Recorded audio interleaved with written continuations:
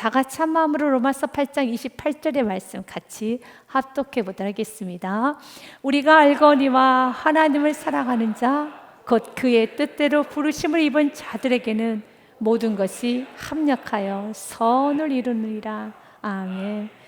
존 스토트 목사님께서 로마서 8장 28절의 말씀이 내게 있어서는 베개와 같은 말씀이다 라는 고백을 해요.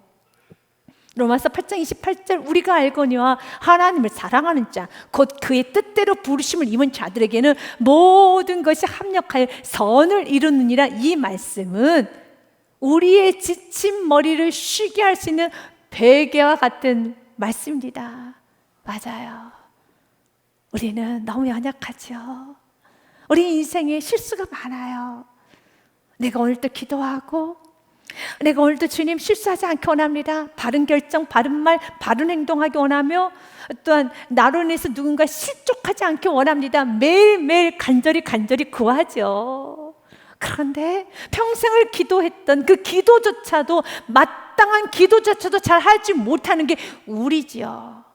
그래서 로마서 8장 26절 말씀에 보면 마땅히 기도해야 되는데 그 마땅한 기도조차도 잘하지 못하는, 지금 내가 하는 기도가 옳은지 그른지, 지금 내가 잘 구하고 있는지 잘못 구하고 있는지, 나의 결정과 나의 행동과 나의 모든 삶이 지금 옳은지 그른지 정말 모르는 투성입니다.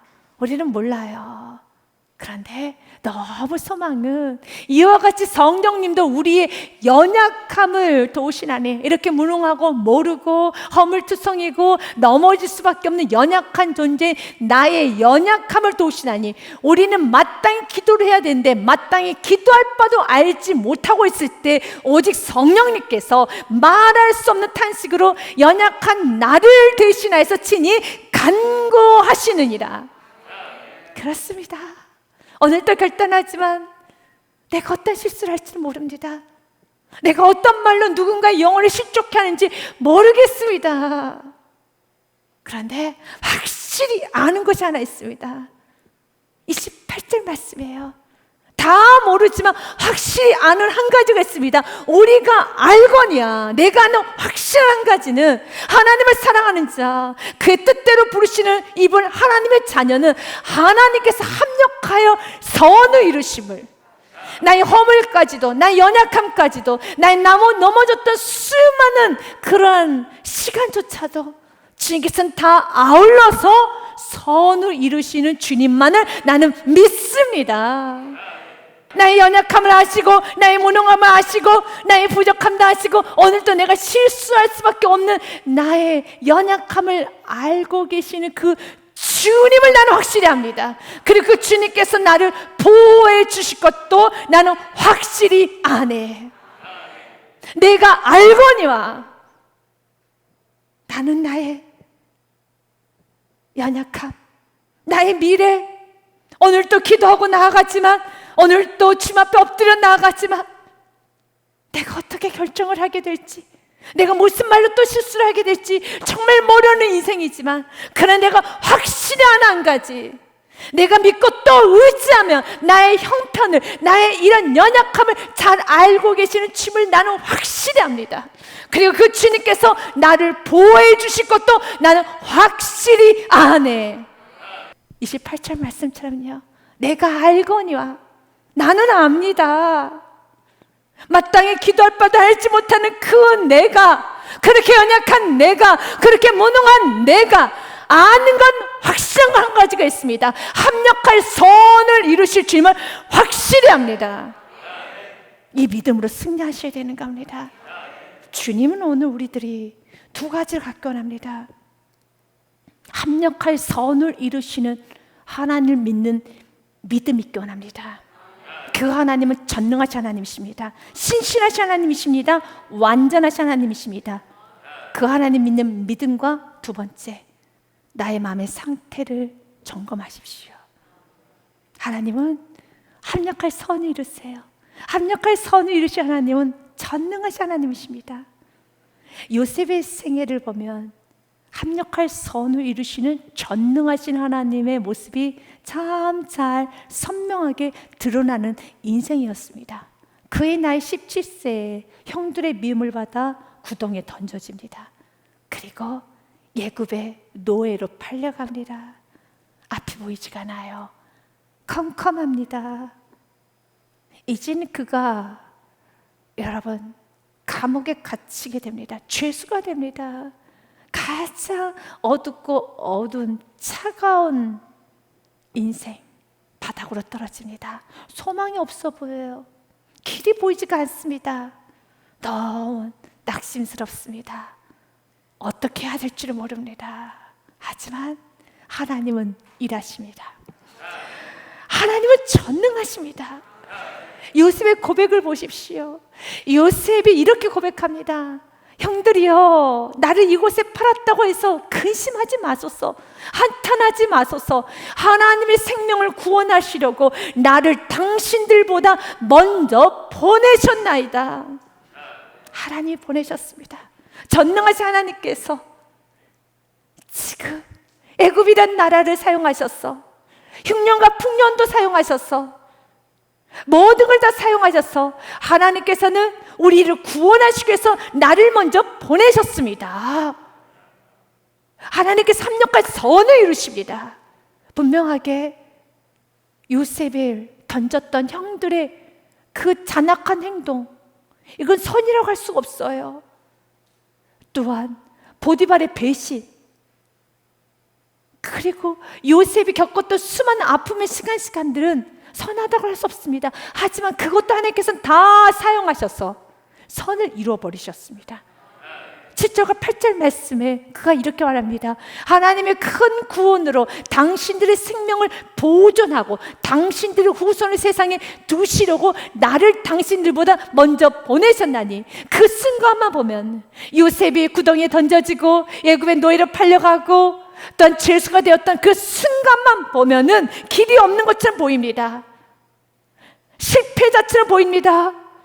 소망이 없어 보입니다. 그러나 하나님은 불가능이 없습니다. 하나님은 무에서도 유를 창조하시고 길이 없으면 길을 만들어버리시는 분이시고, 왜냐하면 그분은 길이시기 때문에, 그분은 진리시기 때문에, 그분이 생명이시기 때문에 그분께서 모든 걸 가능케 합니다. 그래서 나의 연약함에 하나님을 제한하지 마십시오. 나의 존재가 호흡 불면 날아가 버리는 그런 씨와 같은 존재를 할지라도, 여러분 땅속에 깊이 박혀서 그 누구도 알지 못하는 그런 사람이 있었어. 나의 존재조차도 알지 못하는 그런 인생이라 할지라도 하나님이 아시면 그 씨 속에 수천 개의 그 나무를 하나님은 만들어 주실 것입니다. 숲을 형성해 갈 것입니다. 이것을 우리는 매일매일 우리가 보지 않습니까? 자연 세계를 통해서 보지 않습니까? 이것이 하나님이 우리에게 주는 메시지예요. 그 씨가 땅속에 박혀 들어갔을 때 사람들은 몰라요. 그 씨 안에 어떤 일이 펼쳐지게 될지 아무도 모릅니다. 그러나 그 씨를 통하여서 수천 개의 그루가, 수천 개의 나무가 형성됨을 우리는 너무 잘 알고 있죠. 주님은 우리 형편을 아세요. 우리를 보호해 주십니다. 여러분, 주님 말합니다. 사람들은 요셉을 잊어버렸어요. 요셉을 기억지도 못합니다. 그러나 하나님은 기억하셔서 전능하신 하나님께서 요셉을 영화롭게 하여 주셨어요. 8절 말씀처럼요, 그런즉 나를 이리로 보낸 이는 당신들이 아니요 하나님이시라. 하나님이 나를 바로에게 아버지로 삼으시고 그 온 집의 주로 삼으시며 애굽 온 땅의 통치자로 삼으셨나이다. 하나님은 전능하십니다. 그래서 하나님께서는요 모든 것을 가능케 합니다. 완벽하게 합력하여 선을 이루십니다. 그 하나님은 또한 신실하신 하나님이십니다. 야곱은 요셉을 잊어버렸어요. 연약하기 때문에, 요셉이 죽었다 생각하기 때문에 잊어버리고 살았습니다. 보디발은 요셉을 배신했어요. 술 맡은 가는장은 요셉에게 이렇게 말합니다. 내가 당신에게 너무 큰 은혜를 입었사오니 내가 당신을 꼭 기억하여서 나가면 당신의 억울함을 꼭 풀어드리겠습니다. 약속했고요, 도장도 찍었고요, 복사도 했고요. 서로 정말 다짐 또 다짐했어요. 그런데 술 맡은 간원장이 요셉을 잊어버렸어요. 세상의 사람들을 나를 잊을 수 있어요. 의도적으로 잊는 사람도 있고 나를 배신하는 사람도 있어요. 그러나 내가 나의 연약함을 그에게 말하면서 알아 내가 너의 아픔 알고 내가 너의 상처 알고 내가 도와줄게 라고 약속도 했던 그 사람이 잊어버릴 수도 있습니다. 그 또한도 연약한 인생이기 때문에. 그 또한도 연약한 인생이었어. 여러분은 미워해서 있는 건 아닙니다. 여러분은 알고 있을 겁니다. 여러분의 상처, 아픔, 그래 그분 이렇게 힘들지 내가 도와줘야지. 그런데 그도 인생이고 그도 연약하고 그도 살기 바쁘다 보니까 잊어버린 거예요. 중요한 건 하나님은 잊지 않고 계십니다. 이사야서 말씀에 주님은 이렇게 말합니다. 여인이 어찌 그 젖먹는 자식을 잊겠으며 자기 태에서 난 아들을 긍휼히 여기지 않겠느냐. 그들은 혹시 잊을지라도 나는 너를 잊지 아니할 것이다. 주님은 잊지 않으세요. 사람들은 잊을 수 있어요. 그러나 주님은 잊지 아니하십니다. 호세아서 말씀에도 이렇게 기록되었습니다. 11장 8절 말씀에 에브라임이여 내가 어찌 너를 놓겠느냐. 이스라엘이여 내가 어찌 너를 버리겠느냐. 내가 어찌 너를 아드마같이 놓겠느냐. 내가 어찌 너를 스보임같이 버려두겠느냐. 내 마음이 내 속에서 돌이켜 나의 긍휼이 너를 향한 나의 긍휼이 온전히 불붙는 듯하도다. 하나님 잊지 않습니다. 이것을 우리가 기억해야 되는 겁니다. 하나님은 우리의 형편을 잊지 않습니다. 여러분 사람들 다 잊을 수 있어요. 여러분 씨가 다 땅속에 들어갑니다. 그러면 뿌렸던 그 농부도 잊고 삽니다. 어떻게 되겠지? 어떻게 나오겠지? 다 있습니다. 그리고 어떤 씨는요 정말 그 땅속에서 썩는 씨도 있어요. 새가 와서 그냥 쪼아 먹어버린 씨도 있습니다. 뜨거운 태양 아래 녹아져 버린 씨도 있습니다. 여러분 또한 비가 내릴 때 그 씨가 흘러가서 없어져 버려요. 그런데 그 중에 살아남은 씨가 있어요. 그 살아남은 씨 아무도 기억하지 못하지만 그 씨가 살아남아서 수천 개의 나무로 만들어요. 수많은 열매를 맺습니다. 주님 오늘 말합니다. 그 씨, 그 주인공이 바로 여러분이라는 것입니다. 내가 너의 형편을 기억하고 있어. 내가 너를 알고 있어. 이것만큼 우리가 확실히 믿어야 되는 거예요. 믿고 나아갈 때 사람들은 모르더라도 내가 20만 배보다 더 무거운 그 땅을 여러분 뚫고 나오는 그 씨, 그 모습, 그 어려운 환경에서도 믿음으로 살려고 뚫고 나오는 겁니다. 기도로 뚫어버립니다. 예배로 뚫습니다. 순종으로 뚫습니다. 여러분 충성을 뚫습니다. 그걸 하나님은 그 형편을 하나님은 보고 계세요. 20만 배보다 더 무거운 그 고난을 뚫고 무엇으로요? 기도로, 순종으로, 예배로, 기쁨으로, 감사로, 찬송으로 뚫어버리는 그 영혼을 주님은 보고 계신다는 겁니다. 그리고 주님 말합니다. 합력할 선을 이루세요. 우리 주님은 잊지 않으세요. 신실하신 주님이세요. 내가 어찌 너를 잊겠느냐. 나 잊지 않아. 나 보고 있어. 신실하신 하나님. 그리고 우리 하나님은 완전하신 하나님이십니다. 완전하신 하나님을 믿으셔야 돼요. 29절과 30절 말씀 보니 완전하신 하나님께서 우리 인생을 어떻게 완전하게 완벽하게 이끄시는 것에 관한 말씀이 기록이 되어 있습니다. 29절과 30절의 말씀은 구원받는 우리들의 과거, 현재, 미래가 어떻게 여러분 인생이 펼쳐진 것인가에 관한 말씀이 기록이 되어 있으며 구원받은 우리들이 어떻게 구원받았으며 또한 어떻게 살 것이며 앞으로 어떻게 살아갈 것인가에 관한 말씀, 구원의 교리에 관한 말씀이 29절과 30절의 말씀인데요. 그래서 29절과 30절의 말씀에는 5가지 구원의 원리가 들어있습니다. 이것을 신학적 용어로 우리 같이 한번 풀어서 가보기 원합니다. 먼저 29절과 30절의 말씀을 제가 읽겠습니다. 하나님 미리 아신 자들을 또한 그 아들의 형상을 본받게 하기 위하여 미리 정하셨으니 이는 그로 많은 형제 중에서 맏아들이 되게 하려 하십니다. 또 미리 정하신 그들 또한 부르시고 부르신 그들 또한 의롭다 하시고 의롭다 하신 그들 또한 영화롭게 하셨느니라. 29절과 30절의 말씀은 구원받은 우리들이 어떻게 구원받았으며 또한 구원받은 우리들이 어떻게 살며 앞으로 어떻게 살 것인가에 관한 구원의 교리에 관한 귀중한 말씀입니다. 이 신학적인 용어로 29절과 30절 말씀을 다시 한번 제가 읽어드리도록 하겠습니다. 하나님 미리 아신 자들을 예지라고 합니다. 우리를 우연하게 하나님께서 그냥 계획 없이 우리를 선택한 것이 아니라 하나님께서는 우리를 선택하실 때 미리 아시고 예지하셨다는 겁니다. 미리 아시고 만세전에 우리를 미리 아셔가지고 우리를 선택하셨다는 겁니다. 또한 그 아들의 형상을 본받게 하기 위해서 미리 정하셨으니 미리 정하셨다 예정이라고 합니다. 그래서 예지는 예정은 예지보다 더 확장된 의미예요. 미리 아시고 우리를 선택하셨다면 선택한 우리가 어떻게 인생을 살 것인가 미리 다 정해두셨어요. 그래서 우리는 막연한 운명을 믿는 사람이 아닙니다. 하나님께서 우리를 구원하시고 완벽하게 우리가 어떤 인생을 펼쳐갈 것인가 예정 미리 다 정해놓으셨어요. 여러분의 인생의 끝을 하나님은 아십니다. 그래서 그분은 여러분 인생의 알파 시작점이 되어주시고 여러분 인생의 오메가 끝점이 되어줘서 여러분이 어떻게 인생의 엔딩 마무리가 될 것인가를 정해놓으셨습니다.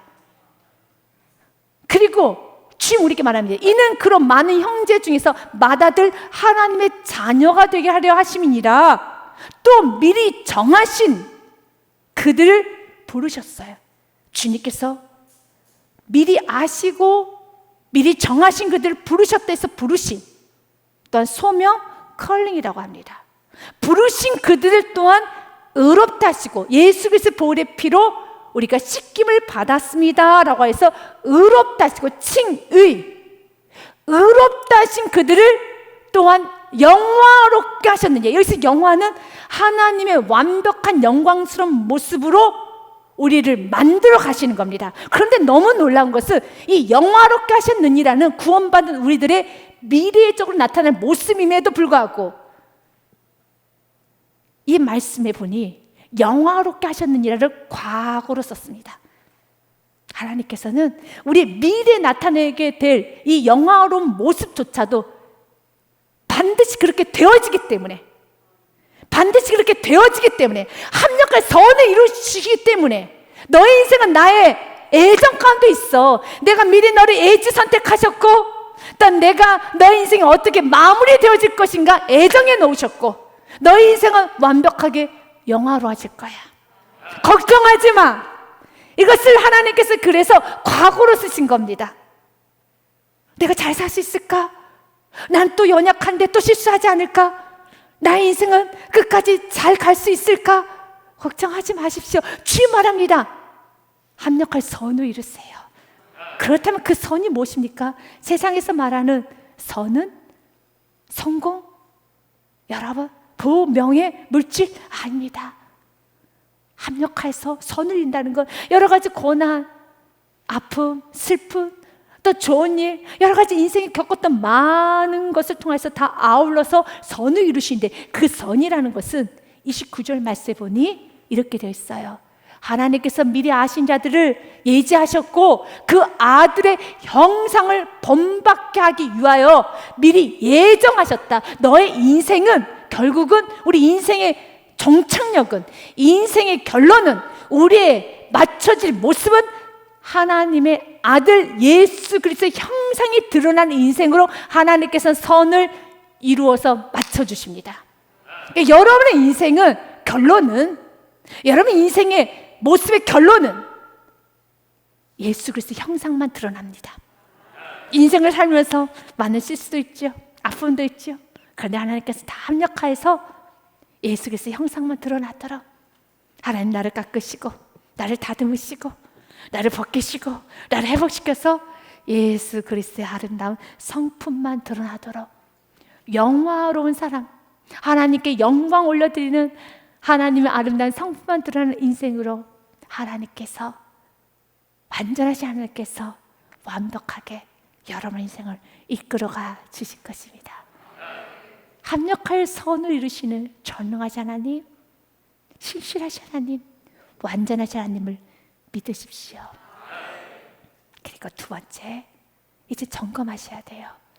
합력할 선을 이루시는 하나님을 믿고 연약함에, 또한 불완전함에, 나 잘 못하는데요, 나 또 실수할 수 있는데요, 나 누군가 또 실족시키면 어떡해요 라고 너무 불안해하지 말고 주님께서는 우리의 마음을 점검하기 원합니다. 우리가 알거니와 하나님을 사랑하는 자, 그 뜻대로 부르심 입은 자들에게는 하나님께서 모든 것을 합력하여 하나님이 선을 이루어 가십니다. 그렇기 때문에 지금 여러분의 마음에 하나님을 사랑하고 있는가를 점검해 보세요. 넘어졌던 여러분, 큰 실수, 돌이킬 수 없는 큰 실수를 했던 베드로에게 예수님 찾아오셔서 묻습니다. 베드로야, 너가 다른 사람들보다 나를 더 사랑하느냐? 너가 나 사랑하느냐라고 물었던 것처럼 주님 오늘 동일하게 너는 이것을 못하는구나. 이런 너에게는 이런 죄된 본성이 있어. 너에게는 이런 허물이 있어. 이 부분을 우리들에게 말씀하시는 것이 아니라 지금 우리의 마음을 주님은 점검하기 원합니다. 너 나 사랑하느냐? 주님 사랑하십니까? 맞습니다. 여러분 주님 사랑할 겁니다. 나는 그래도 예수님이 너무 좋아요. 나는 그래도 주님 없이는 살 수 없어요. 난 주님이 너무 좋아요. 맞아요. 바로 그 사랑을 점점 키워가셔야 돼요. 주님을 사랑하는 마음이 더 뜨거워져야 되는 것입니다. 그래서 신명기 6장 말씀에 보면 유일하신 여호와 하나님을 사랑해라 라는 말씀이 있어요. 이스라엘아 들으라, 우리 하나님 여호와는 오직 유일하신 여호와이시니, 5절 말씀을 같이 읽겠습니다. 너는 마음을 다하고 뜻을 다하고 힘을 다하여 내 하나님 여호와를 사랑하라. 아멘. 주님을 사랑하는 데 있어서는 마음과 힘과 뜻을 다해야 됩니다. 우리가 아무리 사랑하는 사람 사이에서도 같은 공간에 있지 않고 대화를 하지 않고 서로 말로 표현하지 않으면 그 사랑이 점점 식어지고 사랑이 무너져 갑니다. 마찬가지예요. 하나님을 사랑하십니까? 그 사랑을 키워가셔야 돼요.